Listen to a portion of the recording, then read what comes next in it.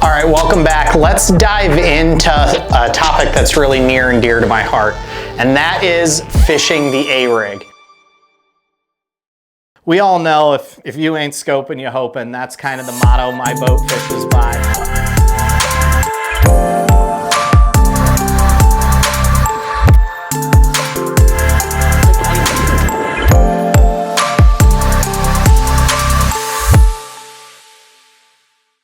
Over the last couple of years, I've been doing it much differently. Now, don't get me wrong, up in the Northeast, anywhere around the Great Lakes, I still utilize it big time in the fall. I run it really fast. I have like ½ ounce sometimes on some of my heads. But let's go broader. Let's do stuff that's more mainstream. I want to talk to you today about how I utilize this tool year-round in the South. My favorite time to utilize this is whenever I can get into the shallows, especially around sparse grass. I like to be down in Guntersville. I like to be in the mountains of North Georgia and western North Carolina. You know, any of the Tennessee River chain that has grass besides Guntersville. So like Chick. Anytime we're around those bodies of water where I can get around shallow vegetation and fish really light heads, or sometimes I even go dummy rig on some of these to keep the weight down. I like to throw the A-rig there because for one reason, not a lot of guys are doing it. And two, if you can get this bait around fish and kind of surprise them, it has that same power as the spinnerbait where they like just want to attack it, but they haven't seen this specific rig in there very often. And so often around these grass lakes, schools of bait, pods of bait, little tiny schools, you know, 30, 25 little fish are hiding together in grass. So this bait becomes super natural for them when they see it, and they just can't say no. So that's the scenario. We're talking grass fishing, we're talking shallow. Let's break down the rig a little because how I set this thing up I think is really important too. I'm gonna go with all 1/8 ounce heads most of the time. But if I'm getting in under where I only have like 18 inches of water between the surface and the grass, and you can already see this bait's about 12 inches thick, it'll flex and breathe and kind of shrink down to maybe 8 to 10 inches. But when I have that small amount of space, what I like to do is I'll take 2 of these off and just run CPS springs instead of 1/8 ounce jig heads. And what that does is it allows the bait to ride up even higher. Also, when I take 2 off, I only have 2 acting down low as a keel.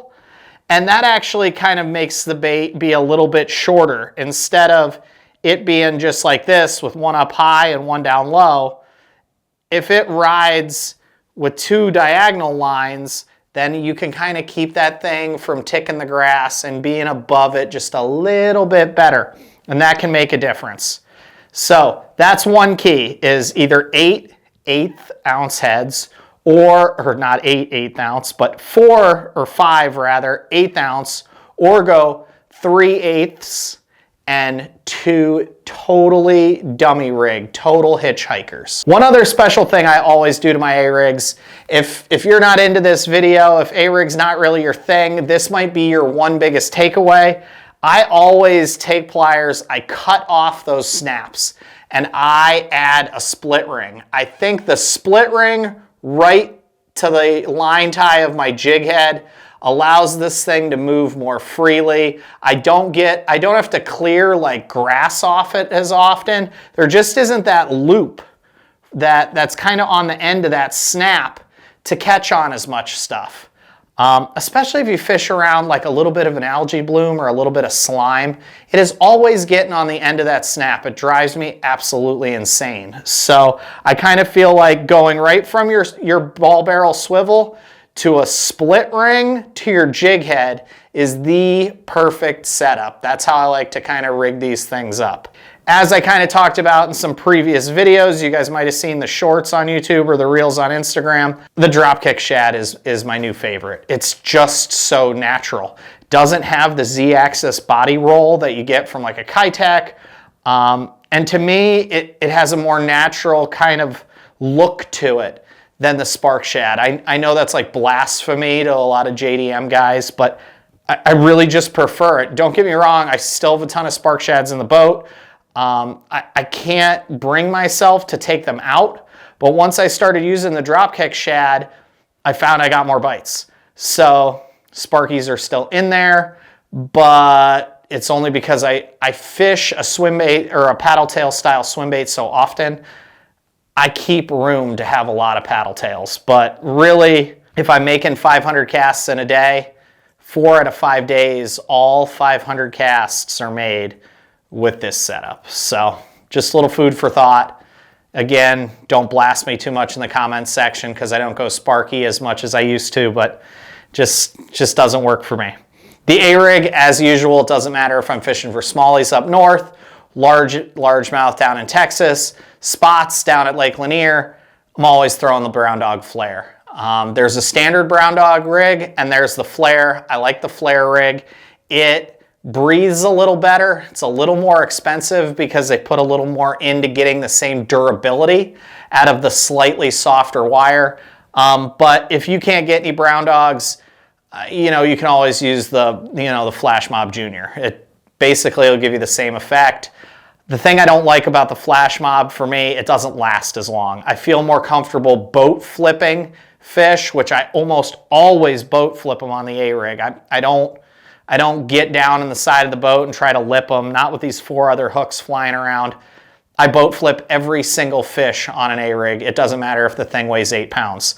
So I feel more comfortable doing it on the brown dog tackle A-rigs. So that's kind of the where. This is the how. The other big thing I want you guys to keep in mind is 99.9% of the time, I'm throwing the frosted shad color. I don't think you need to deviate whenever you're on grass fisheries. When these things hit into the grass, if the bottom couple of baits tick off of it, I believe the frosted shad color kind of sticks out, allows those fish to find it really easily, especially because since this bait doesn't have a ton of action to it, I think it's a little harder for them to find these with their lateral line. This paddle tail doesn't really displace a ton of water. It moves and looks great, and the head shake looks great, but since it doesn't displace a ton of water, I think fish have a hard time seeing it or feeling it with their lateral line, so they need to be able to see it. You could go with a more toned down color, like I do love the Shiner color. I love the Gizzard Shad color. It's got a little purple in it, but whenever I'm throwing an A-rig, honestly, I feel like I like to keep it simple. And I like to just cover ground. I don't want to worry about having to change baits. It's like I'm going to mow down miles of grass, just winded. So to me, I feel like this is the staple, frosted shad in that Dropkick Shad from GLF. As far as line goes, I'm not a big 20-pound test guy unless I'm fishing for smallies. Honestly, I prefer 17-pound Tatsu. It's kind of my jam.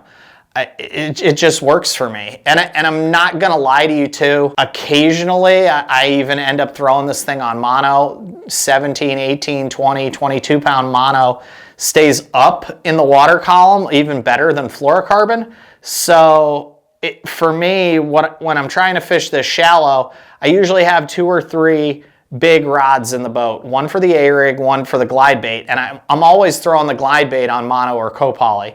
So it's not uncommon for me if I need to cut the glide bait off because I know it's a shallow A-rig day. When I cut that glide bait off, I will still throw this on 20-pound copoly a lot. Something to kind of keep in mind, something to kind of think about. I throw it on a round reel. I throw it on an old Megabass 7'8" Mark 48 rod. To be honest, I don't spend a lot of money on my glide bait and A-rig rods. I don't think you had to. There was a time where I had way too many. Michelle's filming me. She knows I have way too many in the house. But other than the Mark 48, I throw the Levante Leviathan a lot.